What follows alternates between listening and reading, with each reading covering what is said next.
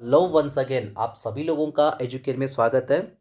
मैं इस वीडियो में आपके लिए लेके आया हूँ एएनएम क्वेश्चन पेपर ऑफ 2020, यानी हमारे पास ये क्वेश्चन पेपर है एएनएम 2020 का। चलिए, आज सुबह की पाली में 10 से 12 में ये क्वेश्चन पेपर था और जिन भी बच्चों का क्वेश्चन पेपर है मैं इसमें कोशिश करूँगा 2 से 3 वीडियो में इस क्वेश्चन पेपर को कवर करने की।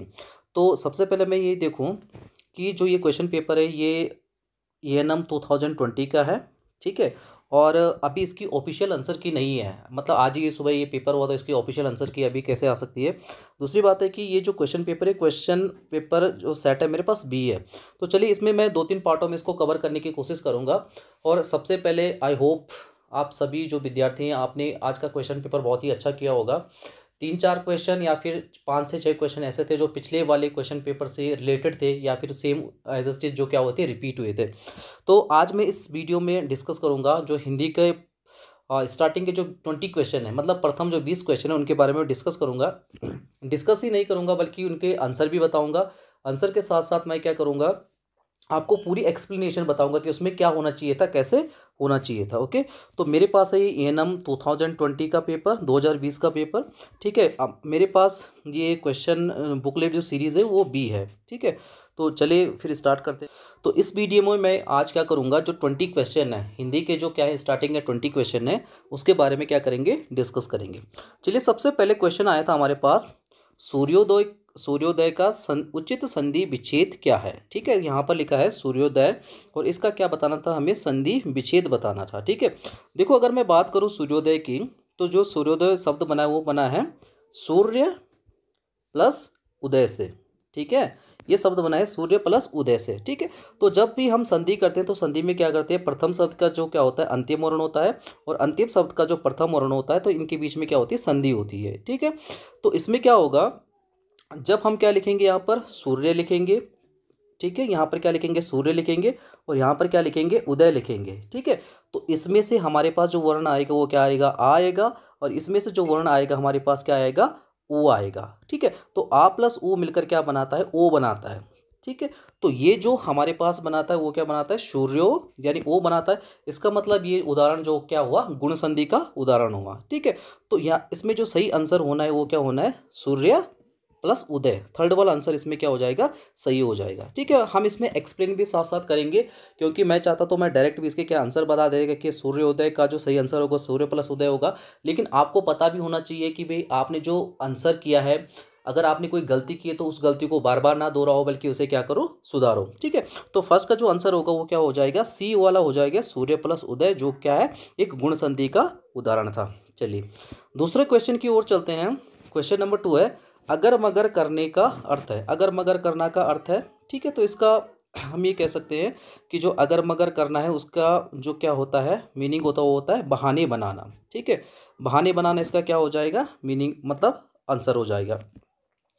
क्वेश्चन नंबर 3 हमारे पास कि व्याकरण जानने वाला वाक्य के लिए एक शब्द है। ठीक है, जो व्यक्ति व्याकरण को जानता है उसे क्या कहते हैं, व्याकरण विशेषज्ञ कहते हैं, व्याकरण पंडित कहते हैं, या फिर वैयाकरण कहते हैं, या फिर व्याकरण ज्ञाता कहते हैं। तो इसके लिए सही आंसर होगा वैयाकरण। ठीक है, आप अपने साथ साथ अपने पेपर को भी साथ में रखें, मैच करते रहिए कि कहाँ पर कौन सी गलती हुई है। ओके, फिर जब क्या होगी इस पेपर की जो ऑफिशियल आंसर की वो आएगी फिर भी हम उसको डिस्कस करेंगे। लेकिन फिलहाल आप क्या करो, इन सभी क्वेश्चनों को अपने साथ मैच करते चलो। फिर फोर्थ वाला क्वेश्चन है हमारे पास कि दिए गए शब्दों में से दिन का पर्यायवाची कौन सा नहीं है। ठीक है, बहुत सारे बच्चे इसी में क्या करते हैं, गलती करते हैं, ये चीज़ देखते नहीं है कि यहाँ पर क्वेश्चन आखिर है क्या। दिए गए शब्दों में से दिन का पर्यायवाची नहीं है। ठीक है, जहाँ पर नहीं है इसका मतलब इसमें से 3 तो ऐसे होंगे जो क्या होंगे, इसके पर्यायवाची होंगे, और बाद बाकी एक ऐसा होगा जो उसका पर्यायवाची नहीं होगा, तो वो उसका क्या हो जाएगा, आंसर हो जाएगा। कैसे, देखो दिवस, वार और दिवा, ये तीनों के तीनों जो हैं वो क्या है, दिन के, ठीक है, क्या है, पर्यायवाची है।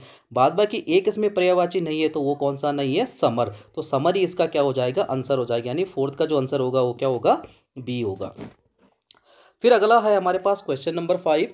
तो क्वेश्चन नंबर 5 में हम देखेंगे कि लिखित का विलोम क्या होता है। ठीक है, तो आपसे इसी से पता लग रहा है कि अलौकिक अलग सा है, दुलार अलग सा है, साक्षर भी अलग सा है। लिखित का जो क्या होगा, विलोम होगा, वो कौन सा होगा, मौखिक होगा। तो इसका आंसर क्या हो जाएगा, मौखिक, यानी फोर्थ वाला। फिर हमारे पास क्वेश्चन नंबर 6 है। तो क्वेश्चन नंबर 6 में देखो आप कि अनेक शब्दों के लिए एक शब्द। क्वेश्चन को ढंग से पढ़ना है। सबसे पहले क्वेश्चन अगर समझ में आ गया आपको तो लगभग लगभग आंसर सभी को पता होता है, लेकिन आपको जो कॉन्सेप्ट है, जो क्वेश्चन है, जो प्रश्न है, तो प्रश्न की जो क्या होती है प्रवृत्ति है उसको समझना है। उसी के आधार पर आपने क्या करना है, क्वेश्चन का आंसर देना है। ठीक है, तो अनेक शब्दों के लिए एक शब्द बताइए। ठीक है, अनेक शब्दों के लिए एक शब्द बताइए। क्वेश्चन क्या है कि रोज होने वाला। ठीक है, तो रोज होने वाला, तो उसके लिए एक शब्द बताना है, रोज होने वाला। ठीक है, तो इसमें मासिक मतलब महीने में होने वाला, साप्ताहिक सप्ताह में होने वाला, वार्षिक वर्ष में होने वाला।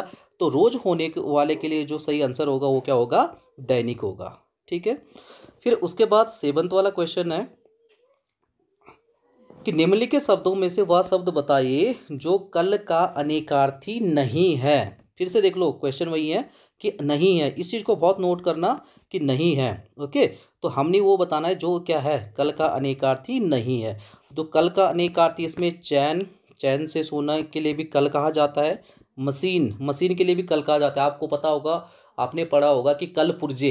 ठीक है, तो कल पुर्जे मतलब मशीनीकरण को क्या कहा जाता है, कल कहा जाता है। ठीक है, आने वाला भी कल होता है और बीता वाला भी क्या होता है, कल होता है। तो इसमें एक चीज़ है, आपको पता होगा कि जो कल का अनेकार्थी नहीं है तो वो सरोवर है। ठीक है, तो आपको पता होगा सरोवर, हम किसी जलाशय के लिए पानी वाले भाग को हम क्या कहते हैं, सरोवर कहते हैं। तो इसका जो सही आंसर हो जाएगा वो कौन सा हो जाएगा, ए वाला हो जाएगा। आई होप इतना आपको समझ में आ गया होगा। चलिए 7 के बाद 8वां वाला क्वेश्चन ये रहा कि सम्मति का संधि विच्छेद है। ठीक है, सम्मति, देखो सम्मति का जो संधि विच्छेद बनता है वो बनता है सत और मति, सतमति बनता है इसका। ठीक है, अब अगर मैं बात करूं कि सतमति जो क्या है, ये जो संधि है ये कौन सी संधि है। ठीक है, स्वर संधि है, व्यंजन संधि है, विसर्ग संधि है, या कौन सी संधि है। तो सतमति जो आता है वो आता है किसमें, व्यंजन संधि। ठीक है, आपको पता होना चाहिए कि ये किस चीज़ का उदाहरण है, एक व्यंजन संधि का उदाहरण है। जो सतमति जो है वो क्या है, व्यंजन संधि का उदाहरण है। तो इसमें जो सही आंसर बनता है वो कौन सा बनता है, सतमति बनता है। क्वेश्चन नंबर 9 है, लोहा लेने का अर्थ है। लोहा लेने का अर्थ है। ओके, तो लोहा लेने का अर्थ धूर्त, बहुत प्रयत्न करना, मुकाबला करना, दूसरों पर निर्भर रहना। तो किसी से लोहा लेना मतलब ये है कि मुकाबला करना, डटकर मुकाबले करने के लिए कि हम क्या कहते हैं, लोहा लेना कहते हैं। चलिए क्वेश्चन नंबर 10 आ गया हमारे पास, सदैव में प्रयुक्त संधि है। काफ़ी अच्छे क्वेश्चन बन रखे हैं। देखो सदैव में जो संधि बनेगी, तो सदैव में बनेगी संधि सदा, यहाँ पर विसर्ग होगा प्लस एब बनेगा। ठीक है, तब जाके क्या बन जाता है, ये सदैव बन जाता है। ओके, तो सदैव में जो होती है वो कौन सी संधि होती है, विसर्ग संधि होती है। ठीक है, बिल्कुल कौन सी संधि होती है, सदैव में विसर्ग संधि। ओके, अब हमारे पास क्वेश्चन नंबर 11 है कि संज्ञा के कितने प्रकार होते हैं। संज्ञा के कितने प्रकार होते हैं। ठीक है, आपको पता होगा कि संज्ञा किसे कहा जाता है, संज्ञा के कितने प्रकार होते हैं। तो मुख्यतः अगर संज्ञा की बात कही जाए तो संज्ञा किसे कहा जाता है, आपको पता है कि बहुत कॉमन सा टॉपिक है। संज्ञा किसी व्यक्ति, प्राणी, वस्तु या जाति के बोध को हम संज्ञा कहते हैं।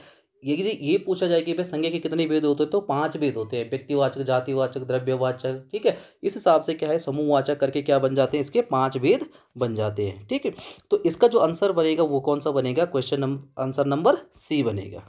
ठीक है, चलिए क्वेश्चन नंबर 12 की ओर चलते हैं कि मैं आज नहीं पढ़ूंगा, कौन सा वाक्य है, मैं आज नहीं पढ़ूंगा कौन सा वाक्य है। ठीक है, तो आज्ञावाचक है, संकेतवाचक है, निषेधवाचक है, या फिर विधिवाचक है। मैं आज नहीं पढ़ूंगा, तो इसमें नहीं शब्द है ना, नहीं का मतलब ये कैसा है, नकारात्मक है, नेगेटिव है। ठीक है, नकारात्मक जिसे हम नेगेटिव सेंटेंस भी कहते हैं।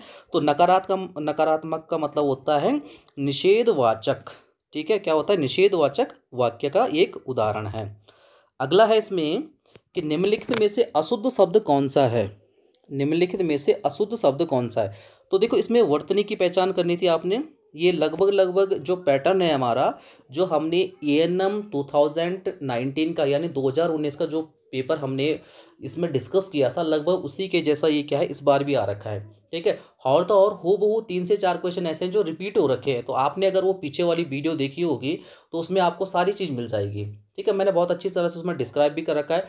मैं इसीलिए इसको 2 से 3 पार्ट में इसलिए डिस्क्राइब कर रहा हूँ, 2 से 3 पार्ट में इसलिए डिस्क्राइब कर रहा हूँ कि ताकि आपको पता चलना चाहिए। ऐसा नहीं कि मैंने कहीं से भी आंसर उठा के आपको दे दिए। ठीक है, सभी का मैं प्रॉपरली क्या दूंगा, सॉल्यूशन दूंगा। इसीलिए अगर हमारे पास क्या है यहाँ पे 13 वाला क्वेश्चन है कि निम्नलिखित में से अशुद्ध शब्द बताना है आपने। ठीक है, तो आपको पता होगा आशीर्वाद वर्तनी की दृष्टि से सही है, क्योंकि बहुत सारे आशीर्वाद कुछ ऐसे भी लिखते हैं जैसे आश्री और यहाँ से वाद कर दिया। ठीक है, लेकिन ये वर्तनी की दृष्टि से ये गलत माना जाता है। वर्तनी की दृष्टि से आशीर्वाद जो लिखा जाता है वो इस तरह से लिखा जाता है। ओके, फिर एकत्र और ईर्षा, ये तीनों के तीनों बिल्कुल सही हैं। यहाँ पर जो अशुद्ध शब्द है वर्तनी की दृष्टि से वो है नक्षत्र। ठीक है, अब नक्षत्र कैसा लिखा जाएगा, तो ना लिखा जाएगा और नक्षत्र ऐसे लिखा जाएगा। ठीक है, यहाँ पर जो सही आंसर होगा वो कौन सा वाला होगा, ए वाला होगा। ठीक है, चलिए क्वेश्चन नंबर 14 है कि निम्नलिखित में से घर का पर्यायवाची शब्द नहीं है। ये जरूर ध्यान देने वाली बात है, जहाँ पर नहीं है ना तो वहाँ पे आपको थोड़ा सा रुकना चाहिए कि भाई ये आखिर क्वेश्चन जो एग्जामिनर है क्वेश्चन क्या पूछना चाह रहा है। ओके, तो यहाँ पर देखो अब हमारे पास है क्वेश्चन की निम्नलिखित में से घर का पर्यायवाची नहीं है, मतलब इनमें से 3 तो ऐसे हैं जो घर के पर्यायवाची हैं, लेकिन एक ऐसा है जो घर का पर्यायवाची नहीं है। ठीक है, तो इसमें देखो निकेतन घर के लिए कहा जाता है, सदन घर के लिए कहा जाता है, साला भी घर के लिए कहा जाता है। इसमें एक चीज़ है जो पावक है, और पावक कहा जाता है किसके लिए, आपको याद होगा जब भी आप पर्यायवाची शब्द याद करते हो तो होंगे, तो पावक कहा जाता है आग के लिए, अग्नि के लिए। ठीक है, तो इसमें जो नहीं है वो कौन सा है, पावक, इसका सही आंसर है। ठीक है, चलिए फिर यहाँ पे 14 तक हमने डिस्कस कर लिए हैं। 14 के बाद 15 पे आते हैं, और 15 में है अच्छा त्र ज्ञा तीनों कौन सा व्यंजन है। ठीक है, अगर मैं बात करूं अच्छा त्र और ज्ञा को, तो अच्छा बनता है अच्छा बनता है का प्लस सा से।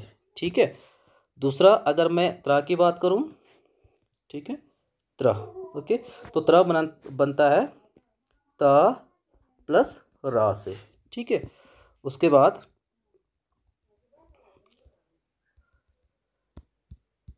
अगर मैं बात करूं किसकी, ज्ञा की, किसकी, ज्ञा की, तो ज्ञा बनता है जा प्लस यहाँ से। ठीक है, इसका मतलब ये हुआ कि जो ये तीनों के तीनों क्या है व्यंजन हैं, ये जो तीनों के तीनों क्या है व्यंजन है, ये उसमें तो बिल्कुल नहीं हो सकते, वर्गीय भी नहीं हो सकते, और इसमें से कोई नहीं, ये भी नहीं हो सकता, तो संयुक्त व्यंजन ही है। ठीक है, बिल्कुल एग्जैक्टली क्या हो जाएगा, ये संयुक्त व्यंजन के उदाहरण है जैसे मैंने। चलिए क्वेश्चन नंबर 15 हमने यहाँ पे डिस्कस कर लिया है। अच्छा त्र जो ज्ञा है ये तीनों कौन से व्यंजन है। ठीक है, तो मैंने बता दिया कि जो अच्छा बना है वो ता प्लस सा से बना है, त्र जो बना है ता प्लस रा से, और ज्ञान जो बना है वो जा प्लस यहाँ से बना है। तो इसमें जो सही आंसर हो जाएगा वो कौन सा हो जाएगा, संयुक्त व्यंजन हो जाएगा। ठीक है, चलिए अब चलते हैं अपने प्रश्न नंबर 16 की ओर, क्वेश्चन नंबर 16 की ओर।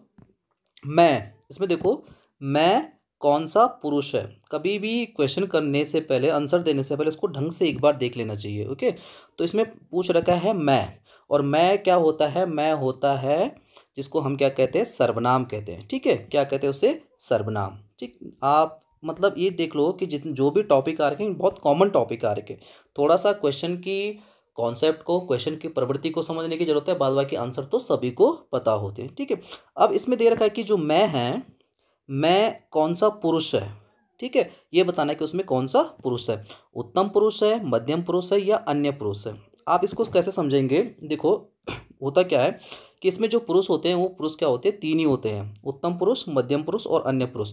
जैसे माना कोई एक व्यक्ति है और कोई ये क्या कर रहा है, किसी दूसरे व्यक्ति के साथ क्या कर रहा है, बात कर रहा है। ओके, और ये किसी तीसरे व्यक्ति के बारे में बात कर रहे हैं, तो यहाँ पर जो पहला व्यक्ति होता है वो क्या होता है, उत्तम पुरुष होता है, और दूसरा व्यक्ति क्या होता है, मध्यम पुरुष होता है, और तीसरा व्यक्ति क्या होता है, अन्य पुरुष होता है। जैसे माना ये राम है, ये श्याम है, और ये क्या है, अजय है। ठीक है, तो राम और श्याम आपस में क्या कर रहे हैं, बातें करें, तो राम क्या होगा, प्रथम पुरुष हो जाएगा, श्याम क्या होगा, मध्यम पुरुष हो जाएगा। और ये अजय के बारे में करते तो अजय क्या होगा, अन्य पुरुष होगा। ठीक है, तो हमने क्या करना है, क्वेश्चन की दृष्टि से जो सही आंसर है वो कौन बन रहा है, उत्तम पुरुष बन रहा है। ठीक है, फिर नेक्स्ट है 17 वाला, तुम जा रहे हो ये कौन सा काल है। ठीक है, टेंस पूछे गए हैं, काल पूछे गए हैं, बहुत सिंपल सा क्वेश्चन है।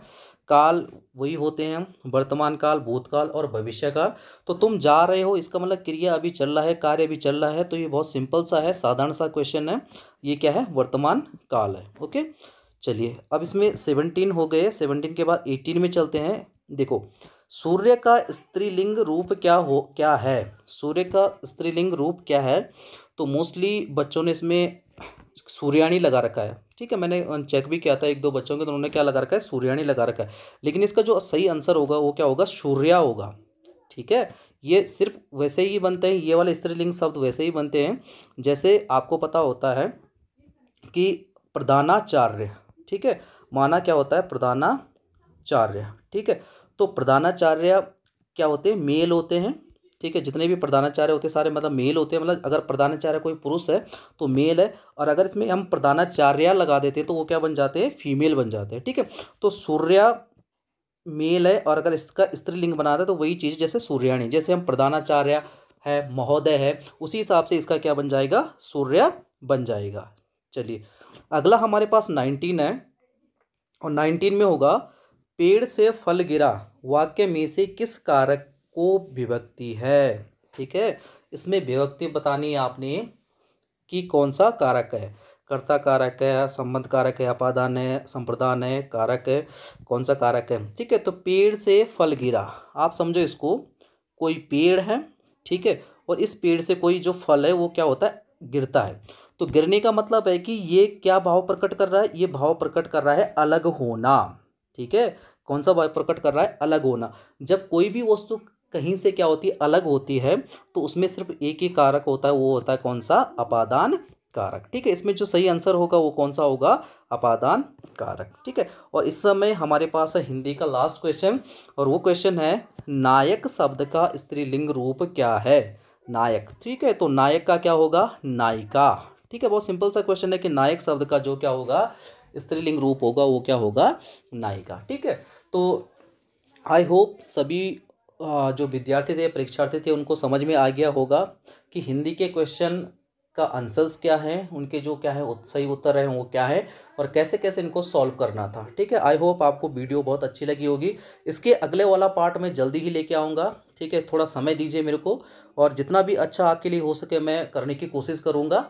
दूसरे वाले में मैं सेम ऐसे ही क्या करूँगा, एक्सप्लेनेशन करूँगा। मतलब डायरेक्टली आंसर बताने से कोई फ़ायदा नहीं होता, जब तक आपको उसका कॉन्सेप्ट पता नहीं लगेगा, कहाँ से क्वेश्चन आया है, कौन से टॉपिक से आया है, तब तक क्या होगा, मतलब उसका कोई फ़ायदा नहीं। आपको मैं डायरेक्ट बता दूं कि नायक का क्या होगा, स्त्रीलिंग रूप जो क्या होगा, नायिका होगा, तो उसका कोई फ़ायदा नहीं है। जब तक आपने एक्सप्लेन नहीं किया तब तक उसका कोई फ़ायदा नहीं होगा। ठीक है, तो आई होप आप सभी को वीडियो पसंद आई होगी।